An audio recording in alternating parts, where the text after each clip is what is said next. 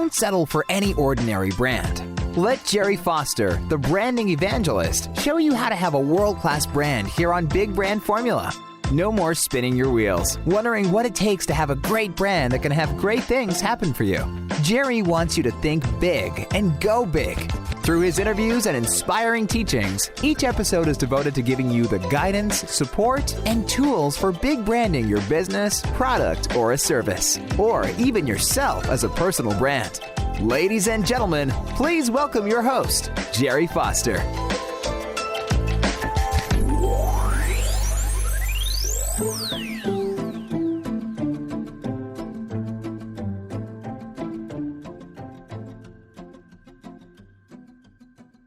Mark my words, unsolved problems drive brand performance. And performance is tenet number 5. Creating something beyond the predictable. Creating something that people are not used to seeing or experiencing in your market. If you focus on creating a highly distinctive brand, mark my words, that means a lot more money in your bank account.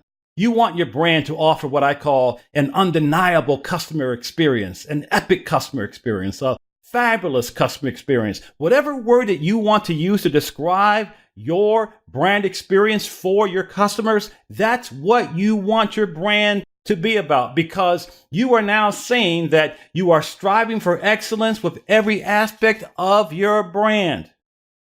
Now, to illustrate what I mean by this whole topic of performance, I often love to refer to who I call my big brand heroes. And these are men and women who had a dream or an idea, or perhaps it was something they invented, and they turned it into these incredibly successful brands. And so one day I caught an interview with one of my big brand heroes. His name is Sir James Dyson, and he's a British inventor and industrial designer, and he invented the Dyson Airblade that you see here. Now, the thing about the Dyson Airblade is, if you're like me, you just wish that every public restroom on the planet had one, right? I mean, they're just incredible.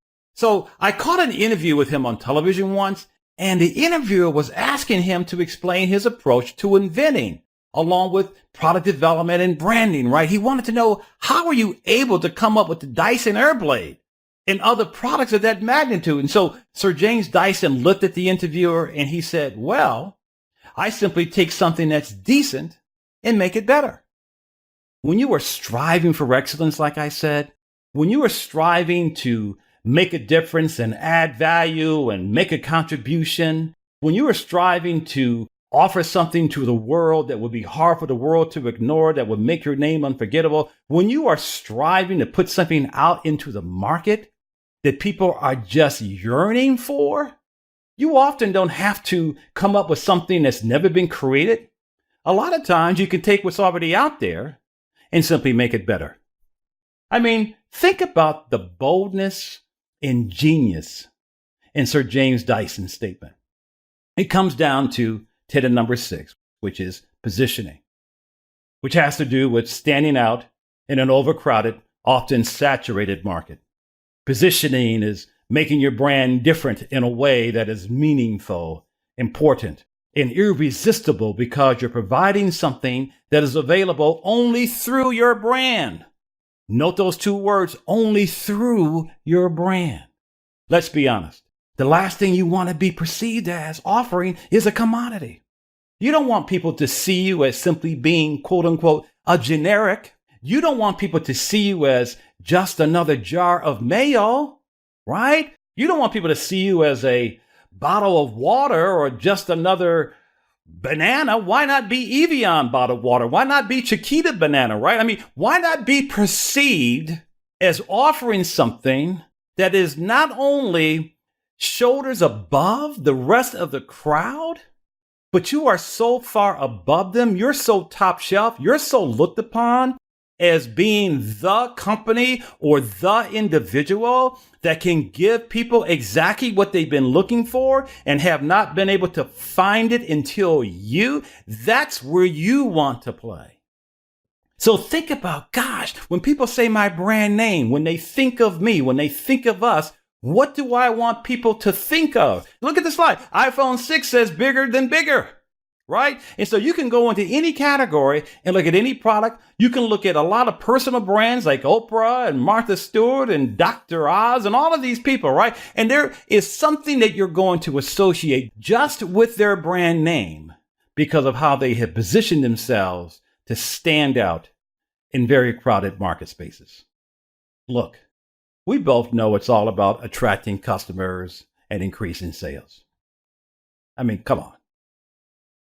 And what I found is that, and I say this because I've worked with 100,000 businesses, over 100,000 businesses, and helped them with their branding. And what I have discovered in working with all of those companies and all of those folks over the years, what I found is that they're missing the opportunity to put out a promise to the customer about who they are, what they stand for, and what they can be counted on to deliver. A promise, tenet number 7, is the essence of what a brand is.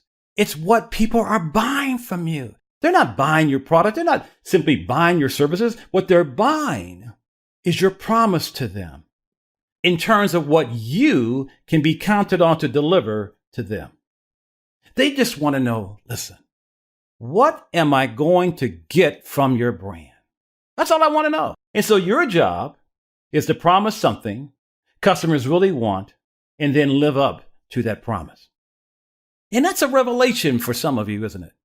If a brand is a promise, then the question becomes, what should your promise consist of? What I suggest you do is simply ask yourself, what is it that your customers are looking for from a product or service like yours that nobody else is promising?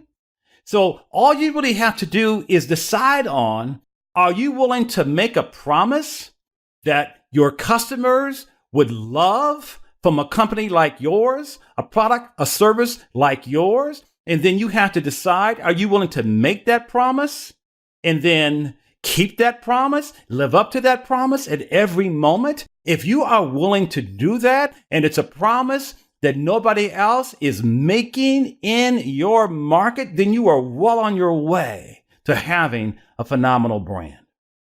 See, then and only then can you now start looking at this thing called your packaging, which has to do with the way you want it to look. It's funny because this one tenet here, number 8, your packaging, a lot of people, they think that's what branding is. They think that the brand is the look of the brand. They think the brand is what they can see, right? So the bottom line is this when it comes to packaging. You have to ask yourself, okay, what impression do I want to make through my brand? What do I want to convey through my brand in terms of the promise that I want my customers to latch onto? And then you decide the best way to what? Convey that promise through your packaging. And you decide which of the 5 human senses that you're going to appeal to make that happen. Because if you stand in the shoes of your customers, then what they really care about in terms of your packaging is whether or not they can see, taste, touch, feel, or hear what it is that you say makes you different and makes you better. My point is this. You got to get this. Just look at the world right now. We live in an era that's a raging storm of what seems like a zillion websites, millions of apps, blogs, and social networks, and an overwhelming number of products and services to choose from. So the visual stuff in terms of this tenet now comes into play because anything that you can do to help you stand out, get noticed, anything that you can do to help people recognize your brand, anything that you could do to separate yourself from the competing herd, as I like to put it, anything that you can do so that you rise above and shine above the rest, anything that you can do along that vein is going to help you not get trapped in that storm. And believe me, a lot of small business owners, entrepreneurs, solopreneurs, independent professionals, MLM people, independent contractors, even the nonprofits, they often get caught up in that storm because they're invisible to the very people that they wish to market to. And so it's never as simple as just tenet number 8. So let's be clear on that. It's never as simple as just doing this in terms of, hey, Gerry, I got a logo, I got nice photography, I got my packaging right in terms of the look and the cartoons or the graphic images, the visuals, whatever it is. I got it on my website. I got stuff on my videos. No. That's just one piece of the puzzle. Now, is it important? Of course it is, because that's your brand image. But this tenet alone does not allow you to simply say, I've got a brand. Because this alone would not allow you to have what's called brand power, which is that ability to move a mass number of people because they have fallen in love with your brand and you are highly regarded and highly respected. Thank you for listening. Take care. You have just listened to Big Brand Formula. Thanks for joining us, and make sure to visit our website, gerryfosterbranding.com/podcast, where you can subscribe to the show and access our resources. If you found value in this show, we'd appreciate a rating on iTunes or simply telling a friend about us. Join Gerry again on the next episode of Big Brand Formula, where he can further help create your world-class brand.